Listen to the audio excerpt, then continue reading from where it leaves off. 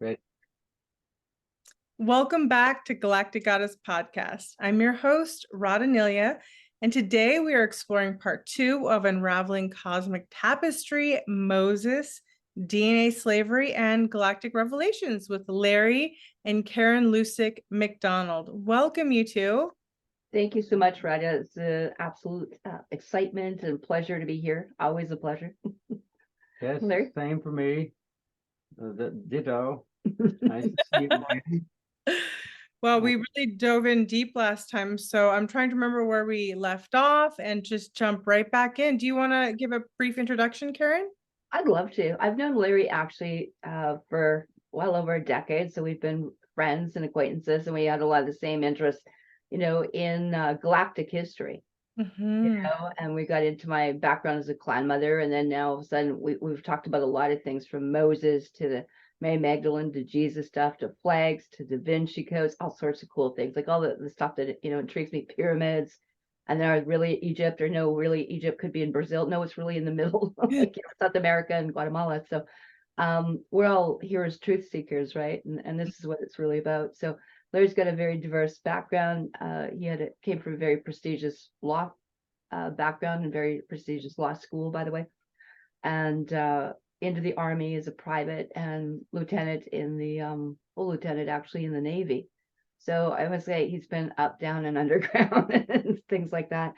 And it's interesting because he's very well versed and been all over. Like, spent times in England and years in India and learning all these esoteric things to do for longevity. So it's really, really pleasure here. And as a clan mother, we started exploring that because I'll get into that a little bit later. But my book's all in manuscripts that came from Meredith Quinn and the Dakota, and the proclamations with the clan mothers actually talk about the great matriarch by Musa. And Musa, if you look it up, is a code word for Moses. And he can fill in the other half. So it's like we're filling in galactic history, right? So anyway, without further ado, I'm going to, turn this over to Larry. Moses. Yeah, hi, I'm Moses in a sense. And I know a lot about Moses, which is not quite presented in the Bible. The enemy is the reason the Bible is coded. So unless you know a little bit about hidden history, you won't understand why the Bible is not lying, but it is coded. It tells the truth. For example, what Karen just said, Egypt was in South America, not where it is now, but it was in both places because it was a colony. But the Egypt that Moses was in the bulrushes and was rescued by Pharaoh's daughter, went from being a Hebrew slave and where they were killing all the boys. That Egypt is in the New World. That's been concealed, and what went on in the New World has been concealed. So if you want to find out, stay tuned. And we'll start with a map of where Moses invaded Africa. So Okay. Radhaa, can you show the map? Or I'll bring that up. I've got a bunch of maps here, so we're basically ready to go. We will be going with this one. So I'm going to screen share for you, and we will start right here and carry on. Like, what do you want to talk about? all right. This is a country known as the Ivory Coast. The Ivory Coast is on that part of Africa that's shielded, that's halfway up on the Atlantic side. And then so Africa, although you imagine it goes north and south, actually, for a large part of it, it goes east and west. And the Bible says Moses won at after landing his ships at Grand Bassam. Bible changes it. He calls it at Basham, and he calls Edrei. Well, of course, you have a code. And nobody would imagine that Moses went to Africa and fought battles there, which means that the Bible didn't really have to hide the names of the places. Now, there are many other places where Hebrews were in the Bible, and Egyptians, of course. But in the end, Moses' army won. By the time 500 years went by, the Hebrews controlled and had kicked the Egyptians out of all of South America, Central America, and Mexico.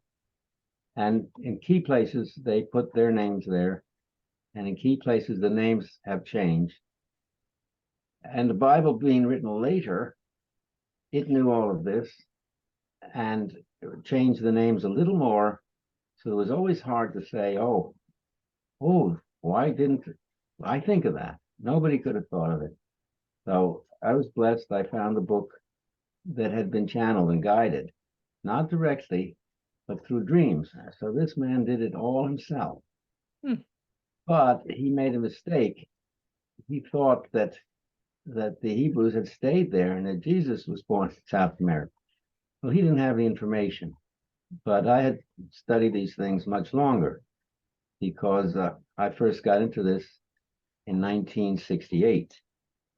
And at that time, I knew there was another world operating in ours, and I became interested to find out how it worked, especially because I heard the life here is very unfortunate, and we're not getting, say, the DNA we need and the hydrogens that we need, and so forth. So the writer of that book said, that I read in 1968, said that this happened because of catastrophe that the human race underwent, having to do with losing the Kundalini power of the base of the spine or root chakra.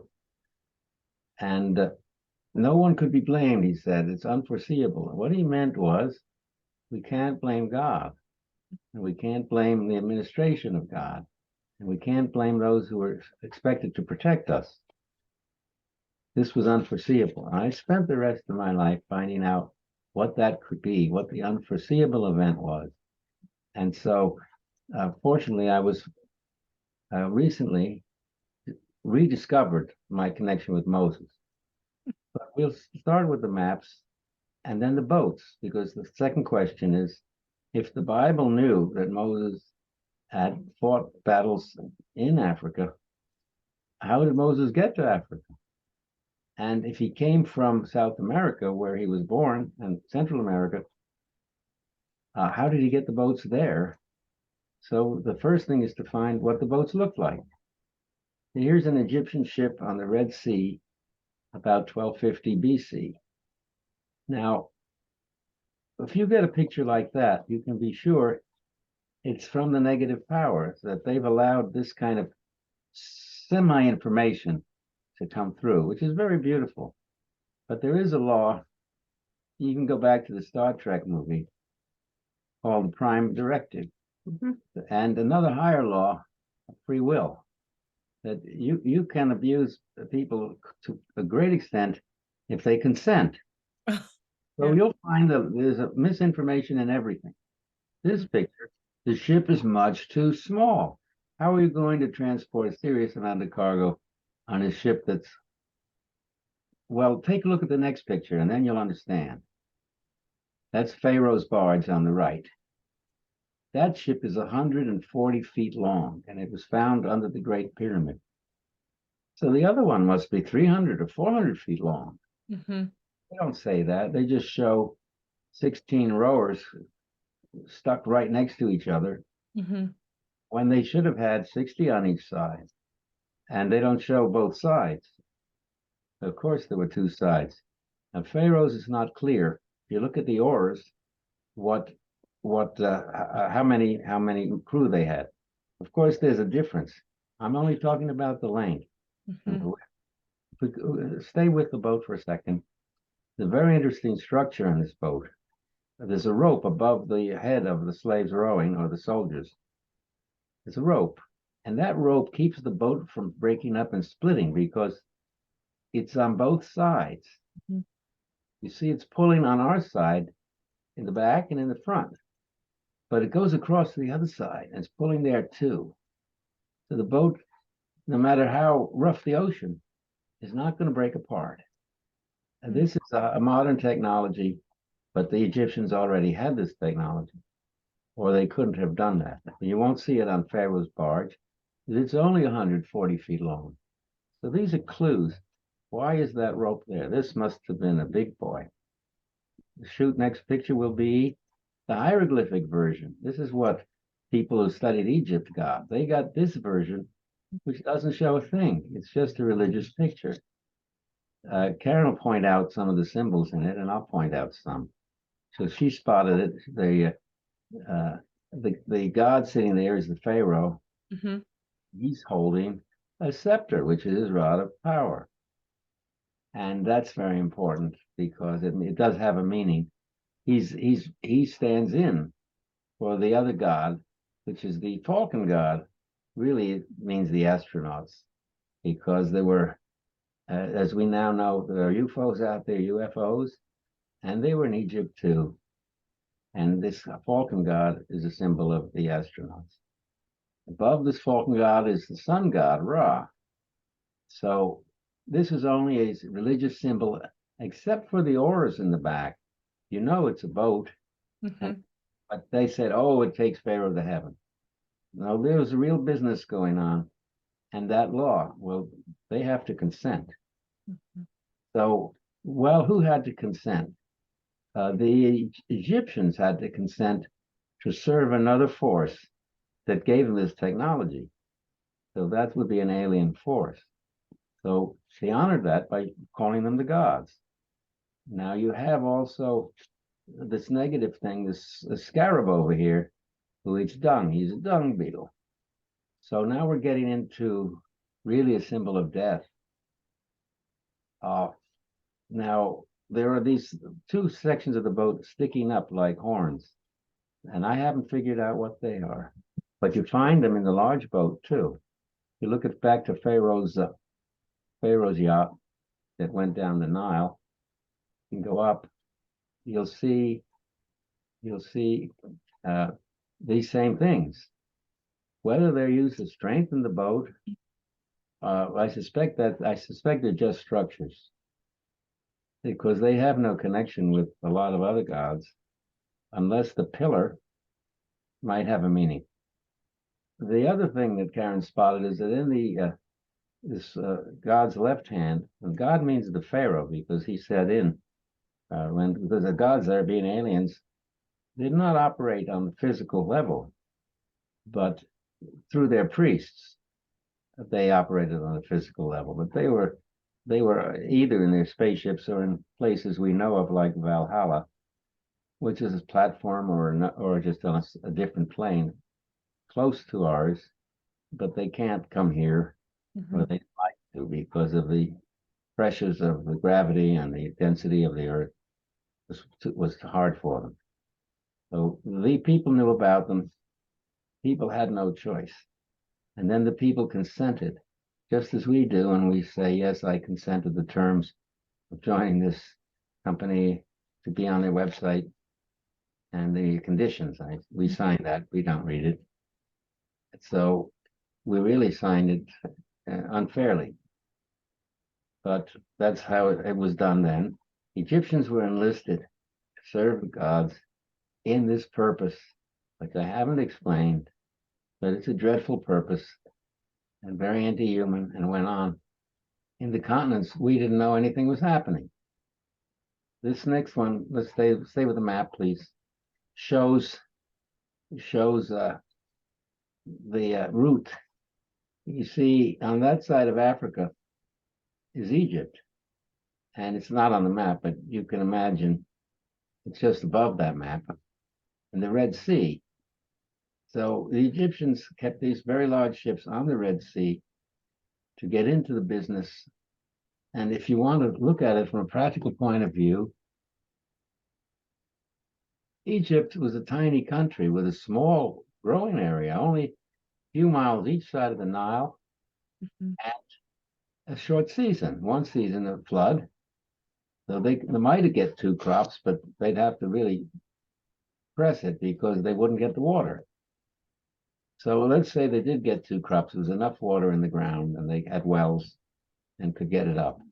They still couldn't build the cities and monuments that they did with the small amount of profit that they made. Egyptians couldn't live. They couldn't build these beautiful ships. Why would they build them? They had a reason. The map again, please. Mhm. I want to show you how they traveled. They traveled at a good speed. They could get across on the equatorial current and back on the equatorial countercurrent. It would take maybe 2.5 weeks.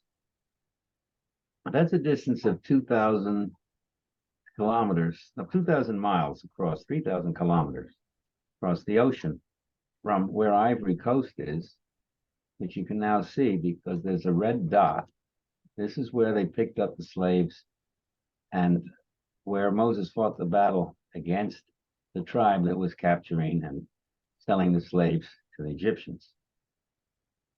And Moses succeeded. So way we stopped that process of selling slaves pretty quickly. That's Moses, almost his first battle. And then he had to sail back to South America, but he always left a large force behind because his army was so big, as he had all the Jews, the Hebrews, that had escaped from Egypt at his command. They were grateful. He'd gotten them across the Red Sea, which is not the Red Sea. I should have not used that term. He got them across a flood, and he got the Egyptian army stuck and caught in that flood. You'll see later where the Exodus took place. So that's all I want to say. The map speaks for itself. They made by sail and rowing, probably 12 kilometers an hour. They got into the current. They certainly made 12. That would give them in 24 hours 200 and something like 250 or 60, 66 kilometers a day. So if it's a 3,000 mile ocean and they had some bad weather and setbacks, they could cross and take their cargo of slaves to South America in 2.5 to 3 weeks. Let's proceed a little bit and see if there's more pictures. Now, this is how the Bible told the story. And it doesn't start with Moses. You have to ask, how did the Hebrew people get to South America? So that would happen with Abraham. Now, in my day, because I'm a little bit over 79, you could find us out in any school, and people all over were Bible readers, not now. So they'd know who Abraham was. Of course, all Jews know who Abraham was because we call him our father, Father Abraham. And he's the father of all Hebrews and Jews, and they have kept their bloodline very much intact because there was something special about Abraham. Now, this was not a selfish thing. This enabled Moses to do his mission, and you could say save the human race at that time from being totally ignorant and dumbed down terrible amount, as we know people were in 2000 BC, and they all believed in these gods. We all thought these gods were fake, but they were just controlling the people of Earth and using priests and taxing them to death. This was the whole period of the past, and it's recurred in feudalism. And now is the third time it's coming in, and we see it coming all around us. So Moses had been able to help stop it in his time, and now Moses is back. Here he is sitting, say, well, if we did a few sensible things, it doesn't have to recur. And I want to present these as I can, but right now I'll take a little break and have some water, and I'll be back.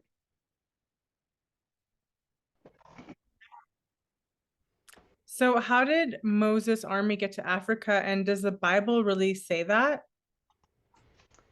Yes, that's what I've been trying to show, and I showed the currents that would take you from South America to Africa, and I showed the boat that would take them.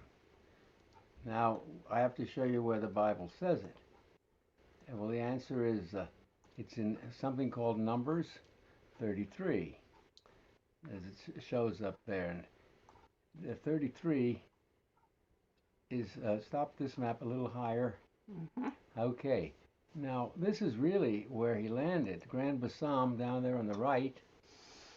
And it takes 1 hour and 21 minutes by car to get to Ebri, where the battle took place.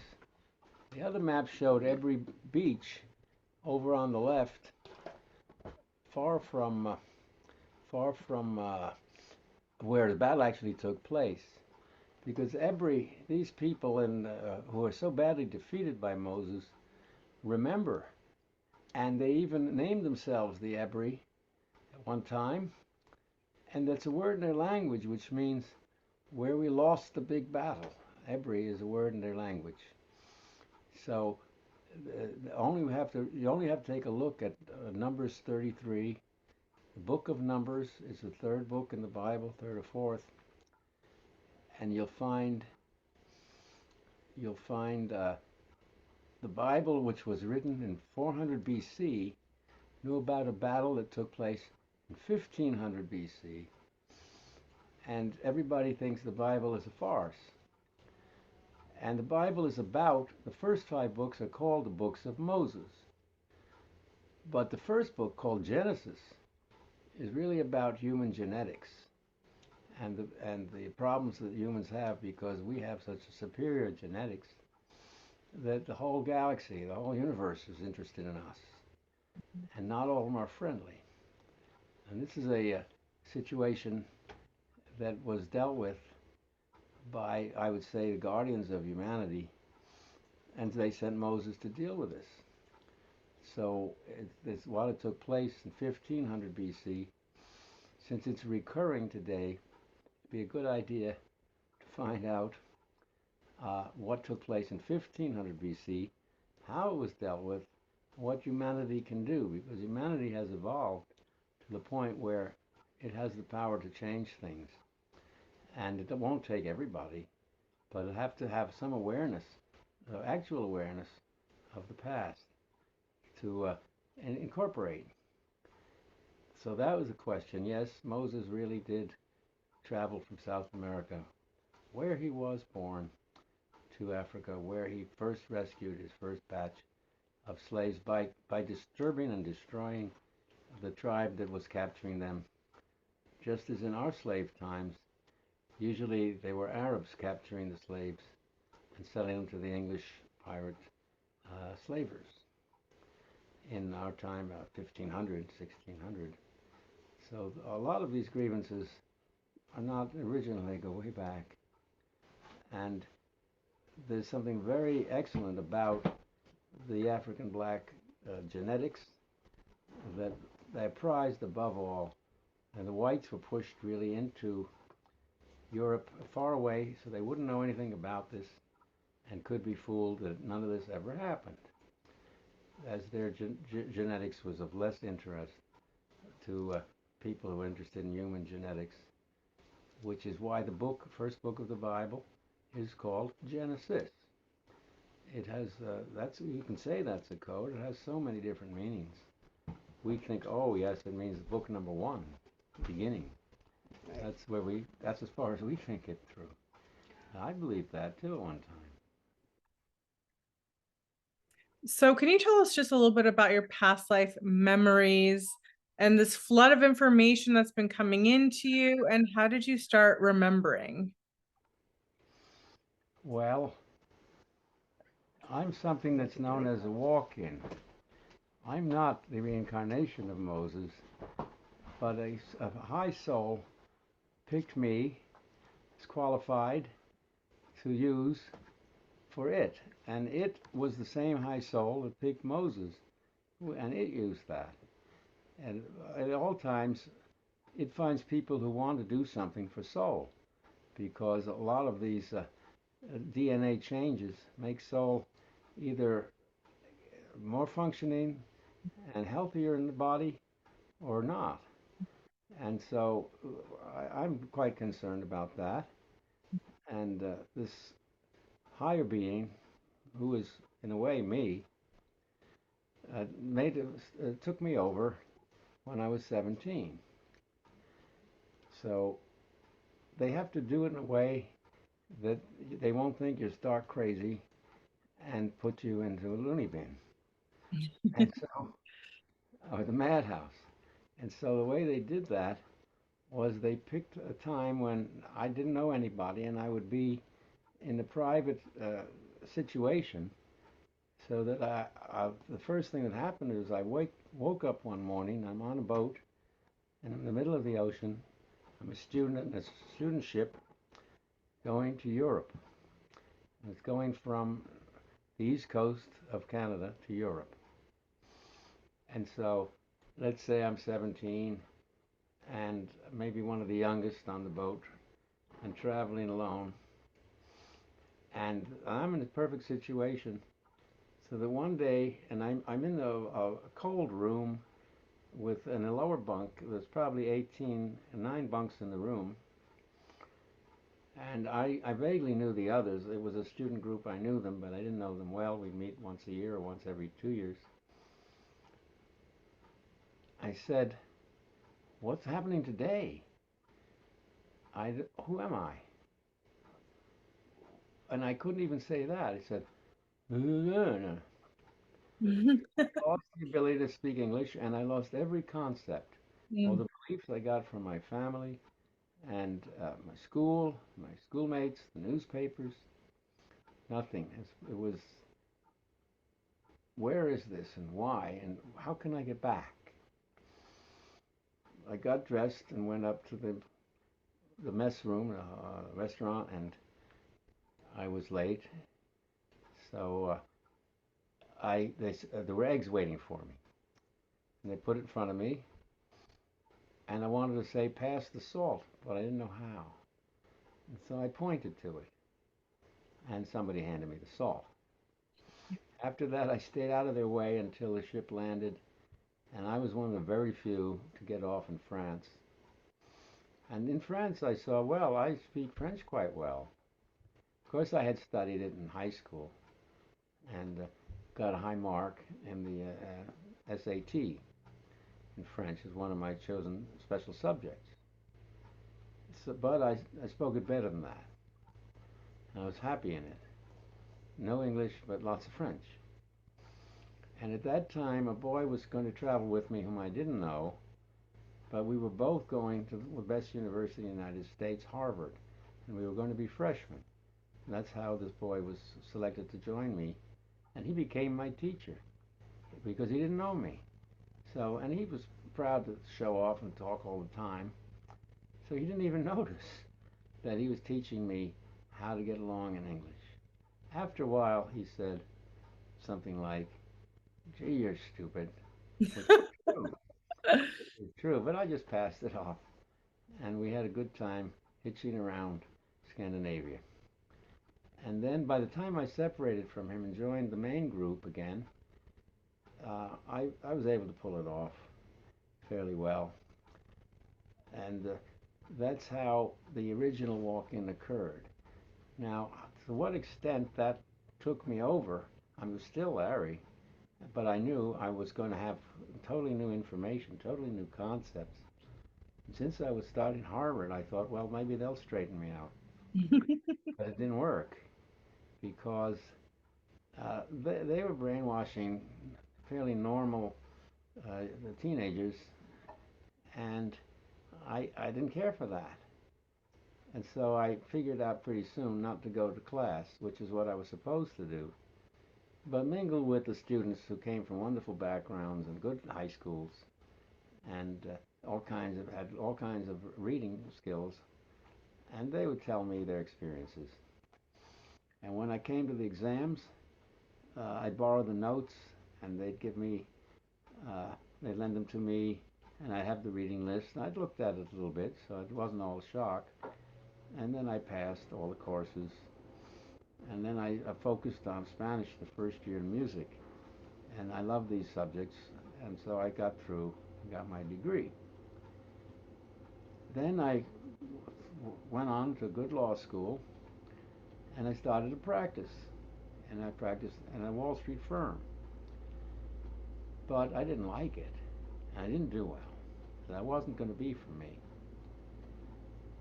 And when I got to my 30th year, everything changed. The higher soul made its presence known, and it showed me something about Moses very quickly. In the first, I would say maybe the first month or first weeks after it made its presence known, it got me to I rented a car or something and got away, as New Yorkers did that in the summer, into the mountains of Vermont or New Hampshire or Massachusetts. And up there, suddenly the car took over, and it took me into a dark thicket of trees and kind of a swamp. And then I had to go in. The car didn't take me, but it let me out, and I walked into the swamp, feeling a tug and not being able to resist it because it would be uncomfortable. So I went, followed it, and I reached down into the mire, and I thought, am I going to get gold?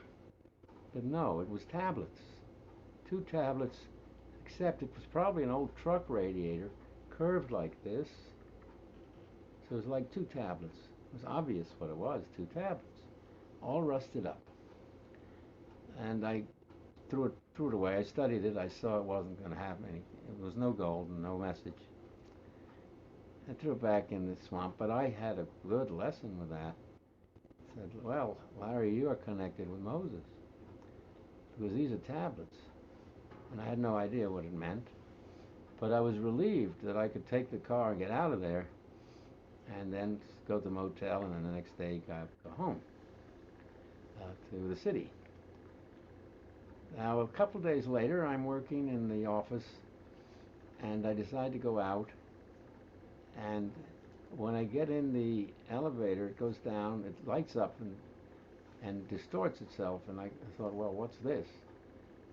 So I said, well, if it's God that's pushing me, then you can just release the elevator right now and let me get on with my day. And it did. So now I had a connection, first with Moses and second with God. Well, as soon as I got to the street Broadway, I crossed over and there was a building I'd never been in that had security.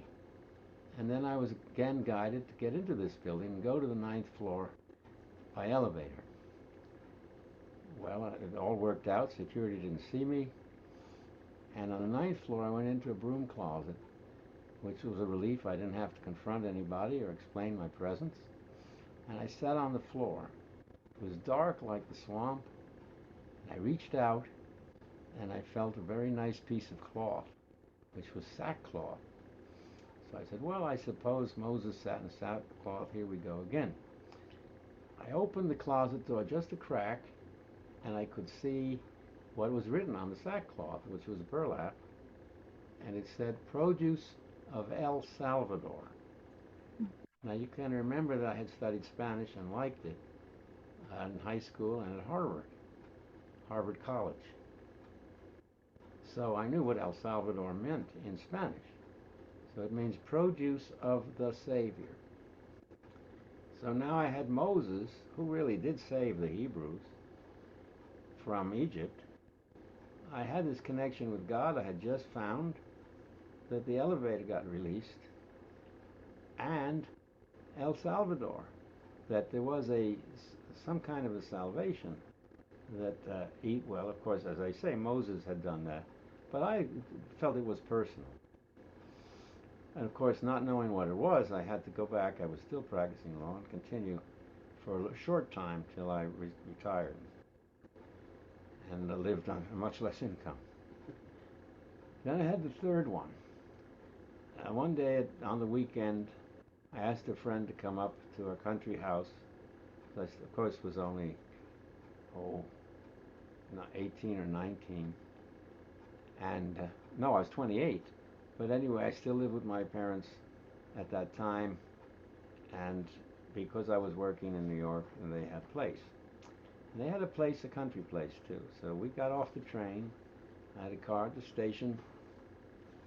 And again, this car, which was my own, took over. I said to my friend, excuse me, Stuart, I am forced to go. He said, go ahead, whatever's happening. So I went into private property. Mhm. Like it. And I parked in front of a shed, and in the shed, I reached out, went inside, and I came out, and the steward saw me, and everybody saw. Okay, have I got time? We've got a couple minutes. Well, I have 2 minutes. That's all I want. Okay, And we'll give you two. okay, we're off. No, we're giving you two. Okay, You good. finish Oh, your, all right, you yeah. wrap up. All We'll right. give you a wrap. Well, okay. I had this sickle in my hand, a scythe, giant thing. I said, "Uh-oh." Everybody knows that symbol. That's Father Time, or the end of time. Or the Green Reaper that It's, was it's at the Grim. coronation. Of course, it was the Grim Reaper. I don't know whether you saw him at the coronation, but I was nicely dressed, like, well, I had my lawyer suit on. So I had a witness this time, my friend. Not that I've stayed in touch with him or that he would remember it, because it's back to 1968. Who knows where he is? These were the three experiences of Moses until much later in life, when I got an instruction to build an ark. And first, I knew what an ark looked like, because although my family did not raise me Jewish, I was curious about our former religion. So I went to an Orthodox ceremony, and in a small village, a small city. And so I was the one they chose to open the ark and close the ark during the, I think it's the Yom Kippur ceremony. Mm. So I knew what an ark was. It had doors. We're Arcturians. And that's also true. Noah's Arcturians. Yeah. Treaty of peace And between the then, nations. and then I found out through the same vision, I would have to put a radio inside this ark. And of course, everybody should know or can remember, anyone older than 50, Raiders of the Lost Ark. They're looking for what's in the ark. Space Ark. Well, it was a radio. Moses needed a radio, and it's in there in the Bible. It's gold wires, silver wires. He goes to experts, one from the tribe of Dan and the other tribes. He goes to two experts who know how to follow instructions, and they build a radio. I'll show you that next time, because it's worth looking at. That the Bible will tell you the ark contained a radio, and how important it was for Moses to have a radio, so Jehovah could tell him how to get to Africa and Communication device. where to put the ships. Just like the genus, a I'll communication. also show you that Michelangelo did a sculpture of Moses with horns. And what is he? He's an antenna, but he can't transmit. It's like the He Great needs the Gazelle. radio to transmit to Jehovah. Oh, how are we doing? Are we off course? How can I beat that tribe most easily? What flank are they weak on? Jehovah would give Moses all this information. One of the things I'm going to add in here is that we were just doing some studies too. There's a book called, it's the Missing Books.